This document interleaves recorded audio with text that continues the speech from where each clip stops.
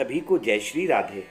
भगवत प्रेमियों, पिछले अध्याय में आप लोग ने श्रवण किया जलंधर का जन्म और जलंधर का विवाह और जलंधर के असुरों का राजा बनने का प्रसंग। आइए इसके आगे का प्रसंग मैं आप लोगों को आज 11वें अध्याय में सुनाता हूं।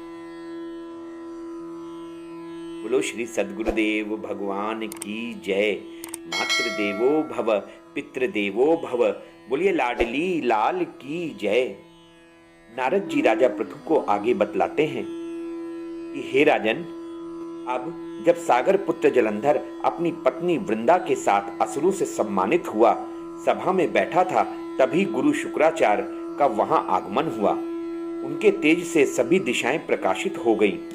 गुरु शुक्राचार्य को आता देखकर सागर पुत्र जलंधर ने असुरों सहित उठकर बड़े आदर से उन्हें प्रणाम किया। गुरु शुक्राचार्य ने उन सबको आशीर्वाद दिया। फिर जलंधर ने उन्हें एक दिव्य आसन पर बैठाकर स्वयं भी आसन ग्रहण किया। फिर सागर पुत्र जलंधर ने उनसे विनम्रता पूर्वक पूछा कि हे गुरुजी, आप हमें यह बताने की कृपा करें कि राहु का सिर किसने काटा था। इस पर दैत्य गुरु शुक्राचार्य ने विरोचन पुत्र हिरण्यकश्यपु और उसके धर्मात्मा पौत्र का परिचय देकर देवताओं और असुरों द्वारा समुद्र मंथन की कथा संक्षेप में सुनाते हुए बताया कि जब समुद्र से अमृत निकला तो उस समय देव रूप बनकर राहु भी पीने बैठ गया। इस पर इंद्र के पक्षपाती भगवान विष्णु ने राहु का सिर काट डाला। अपने गुरु के मुख से इस प्रकार के वचन सुनकर जलंधर के क्रोध की सीमा न रही। उसके नेत्र लाल हो गए। फिर उसने अपने धसमर नामक दूत को बुलाया और उसे शुक्राचार्य द्वारा सुनाया गया वृत्तांत सुनाया। तत्पश्चात उसने धसमर को आज्ञा दी कि तुम शीघ्र ही इंद्रपुरी में जाकर इंद्र को मेरी शरण में लेके आओ। धसमर जलंधर का बहुत ही आज्ञाकारी एवं निपुण दूत था।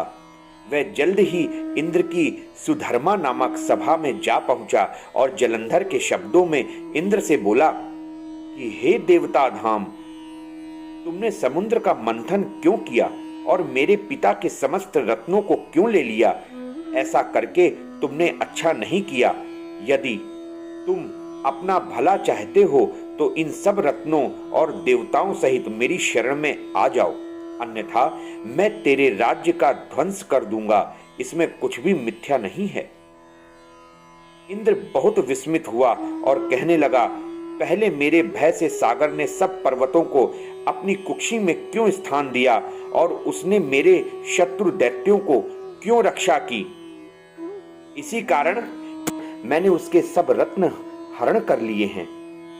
मेरा द्रोही सुखी नहीं रह सकता, इसमें संदेह नहीं।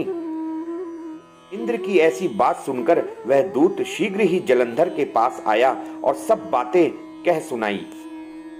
उसे सुनते ही वह दैत्य मारे क्रोध के अपने ओंठ फड़फड़ाने लगा और देवताओं पर विजय प्राप्त करने के लिए उसने उद्योग आरंभ कर दिया। फिर तो सब दिशाओं पाताल से करोड़ों करोड़ों दैत्य उसके पास आने लगे। शुंभ निशुंभ आदि करोड़ों सेनापतियों के साथ जलंधर इंद्र से युद्ध करने लगा। शीघ्र ही इंद्र के नंदन वन में उसने अपनी सेना उतार दी। वीरों की शंख ध्वनि और गर्जना से इंद्रपुरी गूंज उठी। अमरावती छोड़कर देवता उससे युद्ध करने लगे। भयानक मारकाट होने लगी। असुरों के गुरु आचार्य शुक्र अपनी मृत संजीवनी विद्या से और देवगुरु बृहस्पति द्रोणागिरि से औषधि लाकर अपने अपने शिष्यों को जिलाने लगे। इस पर जलंधर ने क्रुद्ध होकर कहा कि मेरे हाथ से मरे हुए देवता जी कैसे जाते हैं। जिलाने वाली विद्या तो आपके पास है गुरुदेव। इस पर शुक्राचार्य ने देवगुरु द्वारा द्रोणाचार्य से औषधि लाकर देवताओं को जिलाने की बात जलंधर को कह दी।